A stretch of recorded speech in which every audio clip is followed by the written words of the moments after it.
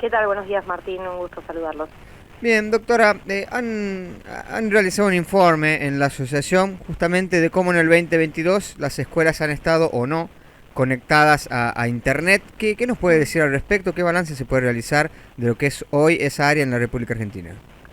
Sí, como vos decís, presentamos hace muy poquito un informe del monitoreo que venimos realizando, tanto desde ASIG como desde otras organizaciones sociales. En este caso, este pedido de acceso a la información lo hicimos con organizaciones como Amnistía Internacional, porque desde la sociedad civil estamos preocupados por el monitoreo de la conectividad en todo el país desde hace varios años. Por supuesto, en el año de pandemia esto fue más urgente y recobró muchísima atención pública, y fue cuando se relanzó el programa Juana Manso en ese momento, que es el mismo programa Sí. con un nombre distinto en otra gestión del ministerio, y que, digamos, se retomó luego de haber sido discontinuado el programa Conectar Igualdad. Eso para hacer un poquito de historia y Bien. saber de dónde viene, ¿no? Por supuesto que en contexto de pandemia había una situación urgente que había que abordar, que era, bueno, la falta de computadoras para poder continuar con las tareas educativas.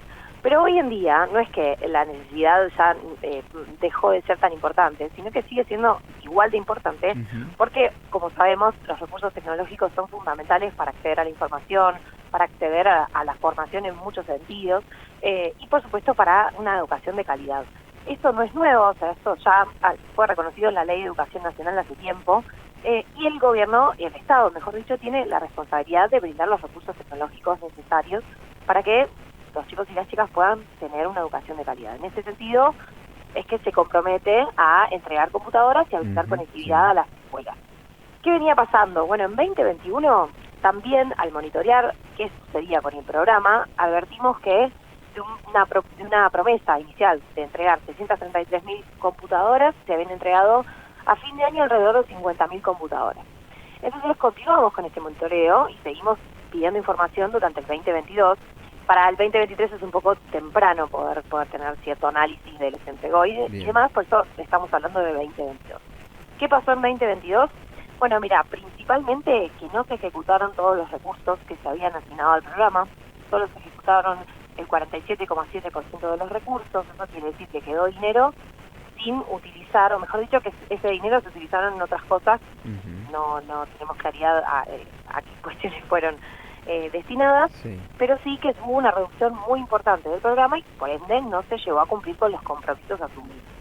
También, al consultarle al Estado sobre por qué, digamos, se hizo esa disminución de fondos que había destinados para entregar computadoras y para brindar conectividad a las escuelas, una de las razones o motivos que el Estado brindó fue, bueno, tenemos dificultades para poder avanzar con el ensamblaje y con el armado de algunos equipos porque parte de las piezas son importadas y Claro. pues, se trata de fomentar la industria nacional, lo cual es entendible, pero también se deben tomar otras medidas alternativas, ya que por supuesto eso es una medida política, digo que se puede modificar, se pueden encontrar soluciones, porque no puede ser una excusa para no cumplir con la entrega de Por supuesto. computadoras y con la conectividad en las escuelas.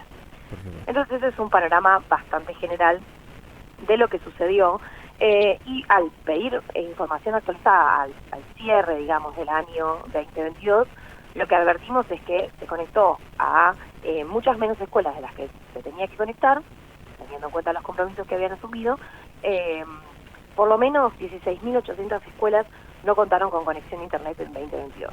Y se entregaron menos computadoras también, porque claro, al reducir los fondos y destinarlos a otros fines y evitar estas problemáticas con las importaciones, lo que sucedió es que se compraron menos computadoras, se entregaron menos computadoras, al menos Claro. 889.000 computadoras menos de las que Ok. había programadas para entregar. Bien. Cuando decimos que 16.864 escuelas no tuvieron conexión, dentro del universo de escuelas que hay en la República Argentina, ¿qué porcentaje significa esto?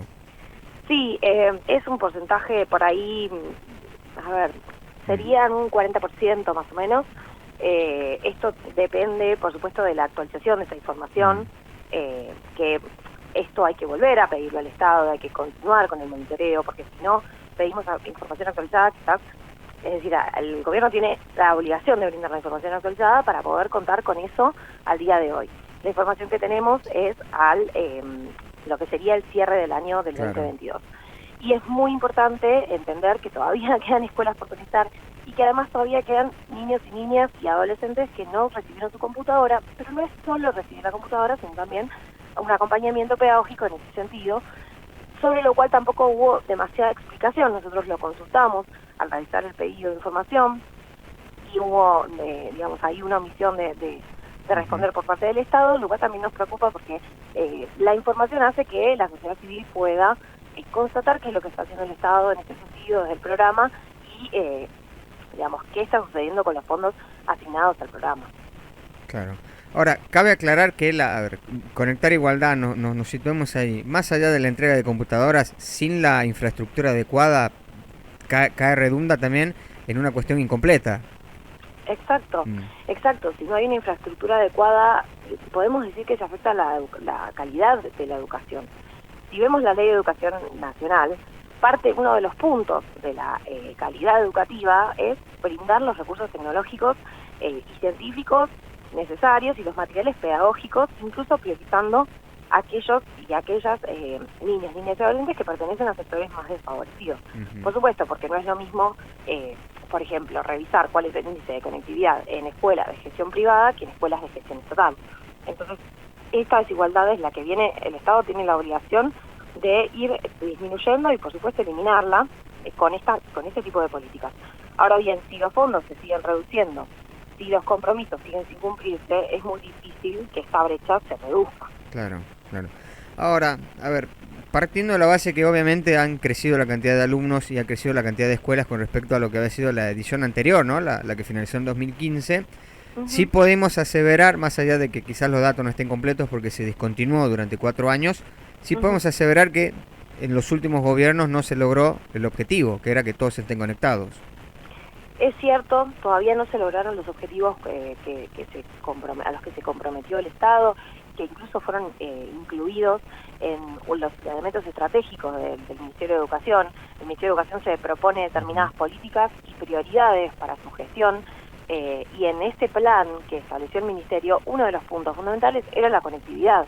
Entonces, por eso es muy importante seguir de cerca la ejecución del programa, no solo la cantidad de dinero que se le asigna al programa, sino luego cuánto se ejecuta, o sea, cuánto realmente se utiliza de esos recursos y luego cómo se utilizan las computadoras, en todo caso, que fueron entregadas a los estudiantes en términos educativos, que esa es otra evaluación un poco más profunda que tiene más que ver con los recursos pedagógicos que se brindan junto con este equipamiento. Así que todavía tenemos un camino largo por recorrer en términos de conectividad y es muy importante seguir de cerca el tema. Sí. También resaltar que no es una problemática de la situación de pandemia, sino que es una problemática actual, porque si no accedemos a la tecnología es claro que los estudiantes van a quedar muchísimo más atrás en relación al acceso a la información, al acceso a internet, al acceso a distintos tipos de recursos educativos que pueden favorecer sus trayectorias. Claro. Curiosamente hablábamos en una nota anterior de cómo la inteligencia artificial en el mundo está cambiando los modos de toma de decisiones. Esto obviamente en el ámbito académico también va a tener su injerencia y nosotros estamos hablando de que en Argentina hay personas que no tienen acceso a lo básico que es el servicio de internet. Sí, tal cual.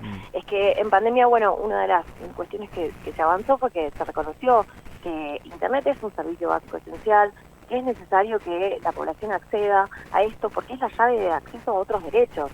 Hoy estamos hablando de educación, pero también podríamos hablar del acceso a la salud, del acceso a la información para acceder a otro tipo de derechos, que también son básicos. Entonces, es una problemática que hoy realmente afecta a muchas personas y en este caso afecta la educación de niñas, niños y adolescentes.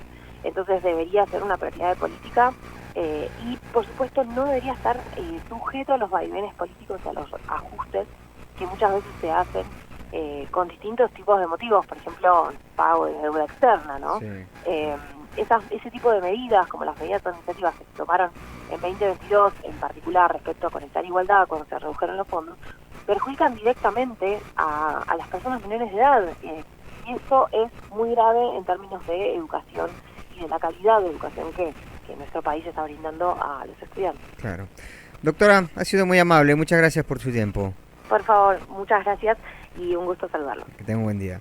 Hablábamos con la doctora Bárbara Zanino del Programa de Derechos Sociales de la Niñez de la Asociación Civil por la Igualdad y la Justicia.